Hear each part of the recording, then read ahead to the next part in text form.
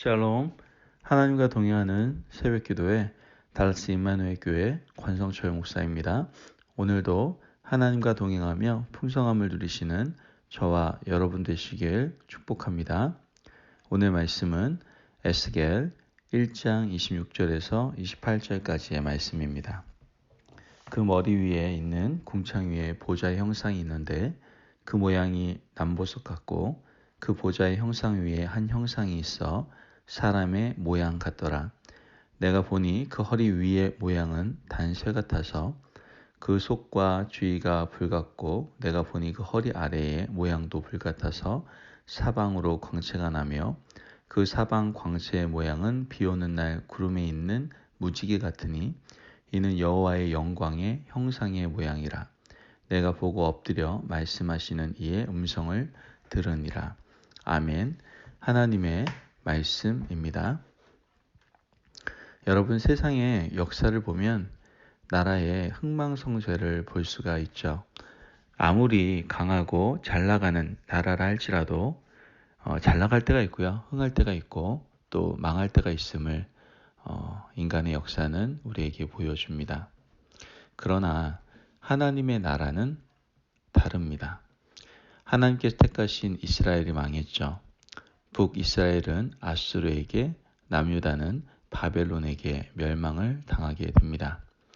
인간의 역사로 보면 열왕기 하에서 끝나야 되고요. 선지자로 보면 예레미야가 마지막이 되어야 될 것 같습니다. 왜요? 모든 나라가 마무리가 됐거든요. 하지만 오늘 우리가 읽은 에스겔 말씀은 에스겔이 나라가 망하고 난 후에 역사를 기록한 선지자임을 우리는 알 수가 있죠. 나라가 망했는데도 선지자의 기록이 도대체 어떤 의미가 있을까요?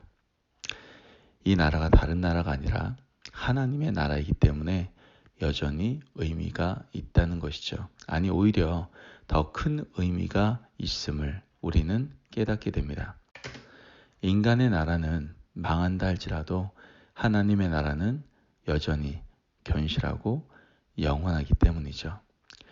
에스겔은 보이는 나라가 망한 후에 하나님께서 여전히 이 세상을 통치하신다는 사실을 보여주고 있는, 어떻게 보면 우리 믿는 사람들에게 있어서는 희망의 책임을 우리는 알게 됩니다.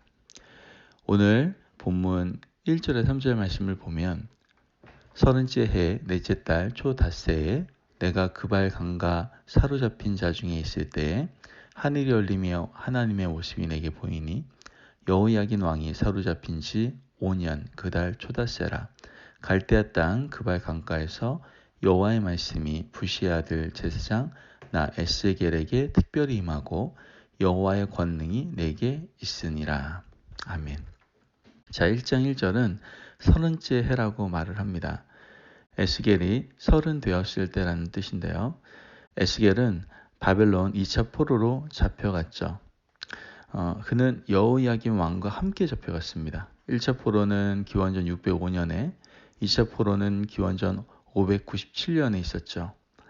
여호야긴 왕이 기원전 597년 2차 포로로 사로잡혀갔을 때 제사장 에스겔은 26의 나이로 잡혀가게 되죠. 바벨론 포로가 된 지 5년이 되던 해 기원전 593년에 하나님께서 에스겔에게 임하신 겁니다. 제사장의 나이 30은 좀 특별한 의미를 가지게 됩니다. 민수기 4장 2절에 3절 말씀을 보면 제사장이 성전에서 봉사할 수 있는 나이가 30부터라고 명시되어 있죠. 만약 나라가 망하지 않고 에스겔이 남유다 성전에 그대로 있었다면 에스겔은 기원전 593년 30이 되었을 때 성전 봉사를 시작했을 겁니다. 에스겔은 30이 가까이 올수록 생각이 좀 많았을 것 같아요. 나라가 망하지 않았더라면, 유다에 남아 있었더라면 30이 되면 성전에서 일할 수 있었을 텐데, 나라가 망하고 바벨론 그발 강가에서 포로가 되어 노역하며 살고 있는 과연 나에게 무슨 희망이 있단 말인가? 아마 에스겔은 절망도 많이 했을 겁니다. 그런데 30이 되던 해에 하나님이 나타나셨죠. 하나님의 영광이 에스겔에게 임재하셨던 것을 보게 됩니다. 만약 나라가 망하지 않고 그 상태 그대로 유다 땅에 머물러 있었더라면 에스겔은 성전 제사장이 되었을 겁니다. 하지만 막 제사장이 된 그가 버티고 저항하기에 제사장들의 타락은 너무나도 극심했죠. 에스겔도 아마 똑같은 타락한 제사장이 되었을지도 모르겠습니다. 많은 타락한 제사장들처럼 에스겔도 역시 악행의 주인공으로 서서히 물들어 갔겠죠. 그런데 성전이 무너지고 나라가 망했습니다. 5년간 절망의 시간을 보냈지만 에스겔은 진짜 제사장이 되었던 것이죠. 보이는 타락한 성전의 제사장이 아니라 보이지 않는 성전에서 하나님의 말씀을 받아 백성들에게 전하는 제사장 직무를 감당하게 되는 것이죠. 이것은 에스겔에게도 축복이고 포로된 백성들에게도 희망을 주는 말씀인 겁니다. 4절 말씀을 보면 내가 보니 북쪽에서부터 폭풍과 큰 구름이 오는데 그 속에서 불이 번쩍번쩍하여 빛이 그 사방에 비치며 그 불 가운데 단 쇠 같은 것이 나타나 보이고 라고 얘기합니다. 북쪽에서부터 북풍과 큰 구름이 나타났다라고 말하죠. 이것은 당시 포로로 잡혀온 백성들의 영적 상태를 보여주는 말씀입니다. 폭풍처럼 휘몰아치는 바빌론 군대에 의해서 나라는 망해버렸죠. 영적 암흑이 백성들을 뒤덮었습니다. 구름이 빛을 가리듯 그들은 하나님의 말씀에서 소외되었고 하나님의 영광을 바라보지 못하는 어둠 속으로 들어가게 되었죠. 그런데 구름 사이에서 빛이 보입니다. 이 빛은 뭐예요? 하나님의 말씀인 것이죠. 빛이 에스겔에게 하나님의 영광의 말씀으로 임했습니다. 포로로 잡혀온 유다 백성들에게도 새로운 서광이 비치는 장면이죠. 에스겔에게 하나님이 말씀하셨기 때문입니다. 에스겔에게 임하신 하나님의 말씀은 나라와 성전이 사라지고 난 후에 오히려 그들에게 새로운 희망을 던져주고 있는 걸 알게 됩니다. 에스겔에게 환상이 보입니다. 내 생물의 형상이 보이는 것이죠. 10절 말씀을 보면 그 얼굴들의 모양은 넷의 앞은 사람의 얼굴이요 넷의 오른쪽은 사자의 얼굴이요 넷의 왼쪽은 소의 얼굴이요 넷의 뒤는 독수리의 얼굴이니 라고 말합니다. 하나님께서 창조하신 피조물 가운데 대표적인 생물의 얼굴이 보이죠. 영장류 중에는 사람, 맹수 중에는 사자, 가축 중에는 소, 날짐승 중에는 독수리 얼굴이 보이죠. 빛 가운데 네 생물의 얼굴이 보이고 네 생물 위에 하나님께서 태초에 만드신 궁창이 보이는 것이죠. 22절 말씀을 보면 그 생물의 머리 위에는 수정 같은 궁창의 형상이 있어 보기에 두려운데 그들의 머리 위에 펼쳐져 있고 라고 말합니다. 내 생물이 내 날개로 날고 있는데 그 위에 하나님께서 창조하신 궁창이 보이는 거예요. 그것으로 끝이 아닙니다. 궁창 위에 보좌가 있습니다. 26절 말씀 보면 그 머리 위에 있는 궁창 위에 보좌의 형상이 있는데 그 모양이 남보석 같고 그 보좌의 형상 위에 한 형상이 있어 사람의 모양 같더라. 여러분 상상해 보시기 바랍니다. 내 생물이 받치고 있는 궁창 위에 보좌가 있습니다. 그런데 그 보좌 위에 사람의 형상을 한 분이 앉아 있습니다. 그분은 말씀하시는 하나님이시죠. 하나님께서 말씀을 시작하십니다. 28절 말씀을 보면 그 사방 광채의 모양은 비 오는 날 구름에 있는 무지개 같으니 이는 여호와의 영광의 형상의 모양이라. 내가 보고 엎드려 말씀하시는 이 음성을 들으니라. 아멘. 하나님께서 보좌 위에 자정하셔서 영광의 모습으로 에스겔에게 말씀을 시작하셨죠. 하나님의 영광의 보좌를 에스겔에게 보여준 거예요. 성전은 불타 사라졌습니다. 성전은 더 이상 존재하지 않아요. 하나님이 택하신 선민의 나라는 더 이상 존재하지 않습니다. 그런데 하나님의 나라는 여전히 존재하고 있다는 것을 에스겔에게 보여주신 것이죠. 그에게 하늘의 영광의 보좌를 보여주시고 너는 이제 하늘에서 말씀하시는 하나님의 음성을 듣고 백성들에게 전하라고 말씀하시는 거예요. 희망을 잃고 가려진 구름 가운데 살아가는 유다 백성들에게 하나님의 나라는 여전히 존재하고 있음을 말씀하시고 계시는 것이죠. 여러분, 오늘 이 시대 우리는 어떻게 살아가고 있습니까? 우리의 삶도 희망이 사라지고 폭풍과 구름밖에 보이지 않을 때 구름 사이에서 빛으로 말씀하시는 하나님의 음성을 들을 수 있기를 바랍니다.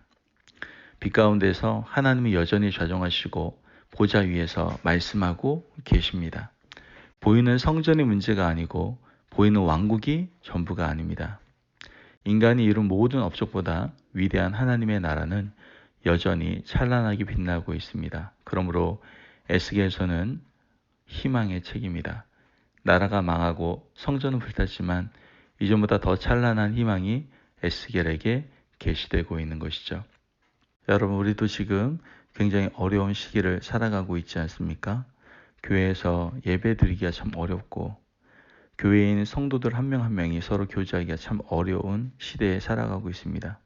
사회적으로도 경제적으로도 모든 면이 다 너무나도 힘들고 어려운 상황을 우리 성도님들이 다 맞이하고 있습니다. 그때 오늘 이 에스겔서가 우리에게 희망으로 다가오기를 간절히 소망합니다.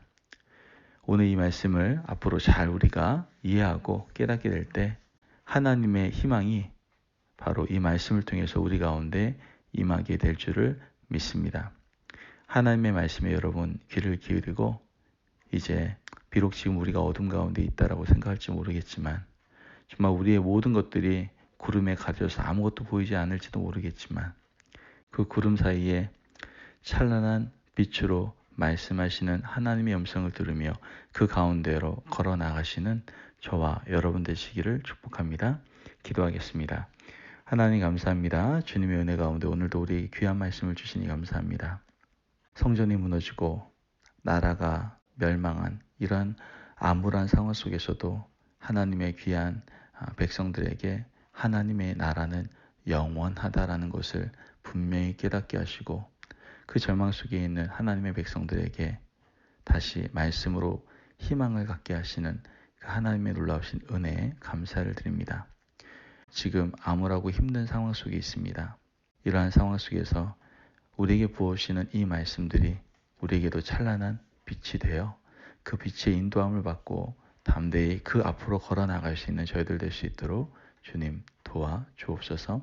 하나님의 놀라우신 은혜를 바라보며 예수님의 이름으로 기도합니다. 아멘. 오늘도 하나님과 동행하며 풍성함을 누리시는 저와 여러분 되시기를 축복합니다.